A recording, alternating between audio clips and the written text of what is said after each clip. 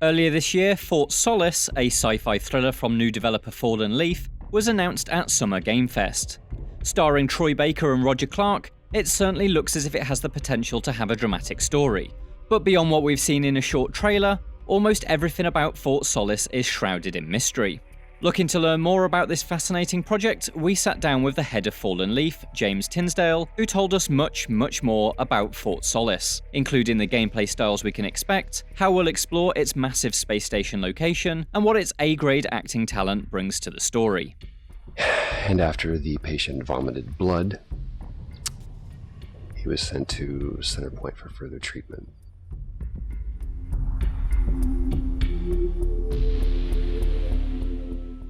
But first, let's establish the basics. What kind of game is Fort Solis?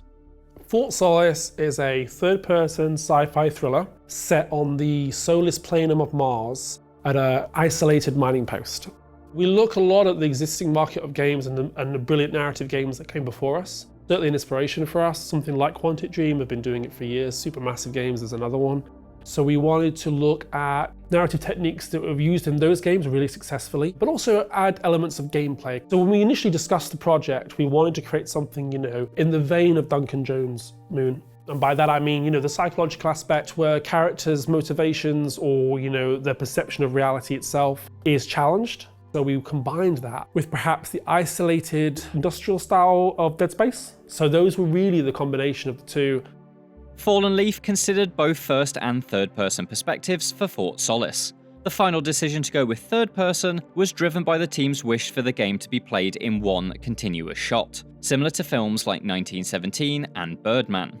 You've seen it in God of War, I think more games have done it in the past, where we wanted to keep one cut, no edits throughout the entire game, so we felt the immersion levels would be super immersive throughout the whole experience, and for that reason we felt third person is a far better catalyst for that.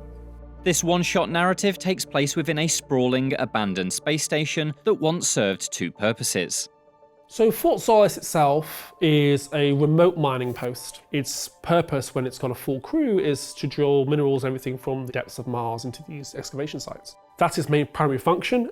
But it's also housing one of the Frontier Better Tomorrow projects, which is run by our botanist in the game called Helen Dumpart, and she's also another character in the game. Troy's character, Wyatt Taylor, really believes that what's going on there is at conflict with that. Many narrative games play out in specific scenes that dictate where your character will move to, but in Fort Solis, you're free to explore the station how you wish. It's fully open, the whole location. The minute you arrive, you will have to solve certain environment puzzles or gain access to certain buildings through certain actions or progressive states in different locations. Each location, of which there are 9, has sub-levels. So they all have either 1 or 2 levels below ground. All the locations are linked with tunnels underground, which can be unnerving to navigate. If you find the dark corridors of Fort Solis are too spooky, you can instead opt to walk across the brighter surface of Mars. But the open air comes with its own challenges. Everything okay in there?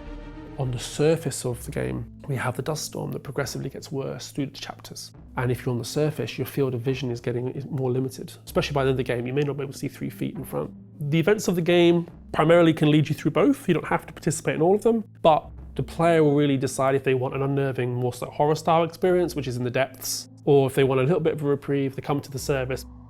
You explore Fort Solis by controlling Jack, an engineer who has responded to an alert from the facility. Since Jack is not a soldier, he doesn't have access to weapons. Instead, the most important piece of equipment in the game is Jack's multi-tool.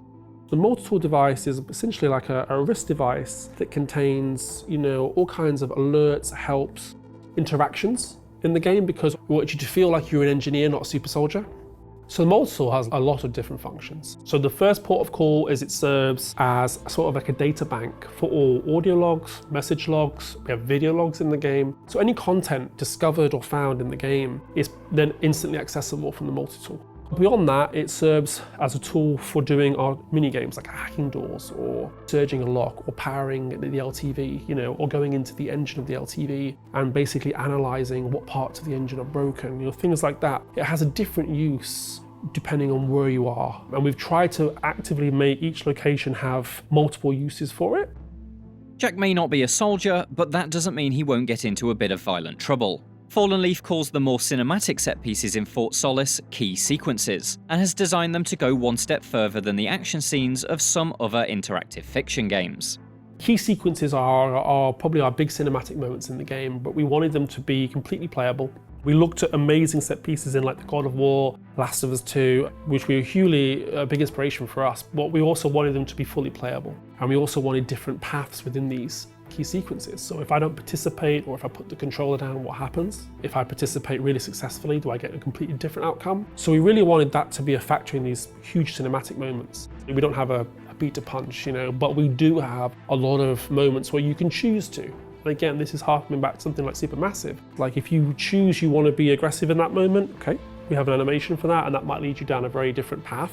If you choose to be calm and just want to see where this moment goes, it might take you to a different path. The choice is still the players, and we wanted to enforce player choice. We didn't want you to just do a QTE where the result would be almost formulaic. The most important aspects of the Fort Solis story, though, will come through the performances of its three central characters: Roger Clark, Julia Brown, and Troy Baker. Roger plays our protagonist Jack Cleary. We knew we wanted Roger to be the lead character because, well, one, he obviously with his experience with Red Dead, he'd done a lot of mocap. Jack, as a character, is quite vulnerable. He arrives because he's mandated to. He's answered an alarm call. He thinks it's a system malfunction. He's an engineer. He needs to see if the system's okay. So as events transpire, he realizes it's not. But then as a companion to that, we always wanted Jessica in the background. We really wanted to fill the void of not just having characters walk around in silence. And Jessica, who Julia Brown plays, is his companion. She's with him all the time. We have a chit-chat system between the two. And then later in the game, she becomes playable in certain segments. And Jess's character is the opposite of Jack. She's younger, probably definitely smarter. She's got more wits. And we try to show a little bit of humour and use her predominantly to help offset the tone. And then obviously we've got our antagonist, is not the right word, but Wyatt Taylor, Troy's character, is probably the most complex and probably the biggest character in the game. He goes through quite a few different vulnerable states. We really want you to empathize with him. Like, he's not like a movie villain, he's a doctor. He's very concerned with what's happening.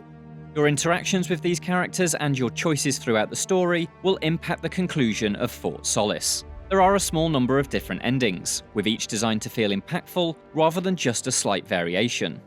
We wanted really big moments to have really decisive outcomes, and for those outcomes to change the characters. Every big moment should change the character in some way, have some effect on them. So we thought that would be cool to up the ante throughout the game, leading up to our final scene. The final scene can go many different ways, and that was something we played around with a lot, so I'm really interested to see what people think, and also fascinated to see which ones people go for.